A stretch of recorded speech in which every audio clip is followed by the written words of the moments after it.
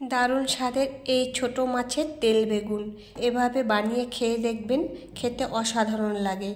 আমি এখানে কিছু ছোট মাছ ধুয়ে পরিষ্কার করে নিয়েছি। এবার মাছের মধ্যে লবণ আর হলুদ দিয়ে মাছটাকে ভালো করে মেখে নিচ্ছি।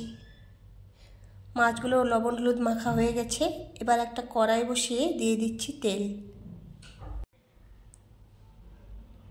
তেল গরম হয়ে গেছে। এবার মাছগুলোকে আমি ভেজে নিচ্ছি।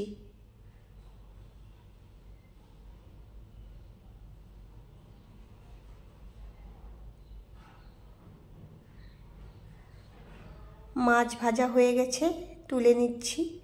বাকি মাছগুলো আমি একইভাবে ভেজে তুলে নিচ্ছি। ওই তেলের মধ্যেই দিয়ে দিলাম আরও কিছুটা তেল। তেলটা গরম হয়ে গেলে দিয়ে দিচ্ছি পেঁয়াজ কুচি। পেঁয়াজটাকে আমি লাল করে ভেজে নিচ্ছি। এখানে নিয়েছি দুটো আলু, একটা বেগুন আর কয়েকটা চেরা কাঁচা লঙ্কা। পেঁয়াজগুলো আমার ভাজা হয়ে গেছে। এবার এর মধ্যে দিয়ে দিচ্ছি আদা রসুন বাটা।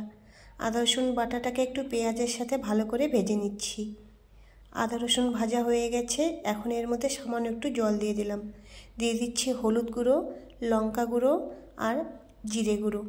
দিয়ে দিচ্ছি স্বাদ মতো লবণ। এখন নাড়াচাড়া করে মশলাটাকে আমি ভালো করে কষিয়ে নেব। মশলা কষানো আমার হয়ে গেছে। এখন এর মধ্যে দিয়ে দিচ্ছি কেটে ধুয়ে রাখা আলু, বেগুন আর চেরা কাঁচা লঙ্কা। সব কিছু ভালো করে মশলার সাথে মিশিয়ে নিচ্ছি। সব কিছু ভালোভাবে মেশানো হয়ে গেছে। এবার ভেজে রাখা মাছগুলো আমি দিয়ে দিচ্ছি। এখন দিয়ে দিচ্ছি কিছুটা জল। আবারও ভালো করে নাড়াচাড়া করে নিচ্ছি।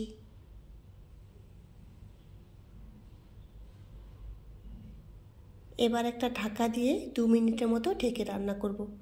2 মিনিট পর ঢাকাটা তুলে নিলাম। সব কিছু ভালোভাবে সেদ্ধ হয়ে গেছে আর জলটাও অনেকটা কমে গেছে। এবার উপর থেকে কিছুটা ধনেপাতা কুচি দিয়ে দিলাম। এখন গ্যাসটাকে বন্ধ করে ঢাকা দিয়ে আবারও 2 মিনিট রেখে দেব। 2 মিনিট পর ঢাকাটা তুলে নিলাম। এবার একটা প্লেটে নামিয়ে নিচ্ছি।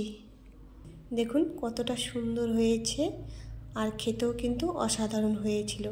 ভাত, রুটি, পরোটা যে কোনো কিছুর সাথে আপনারা এটা খেতে পারেন।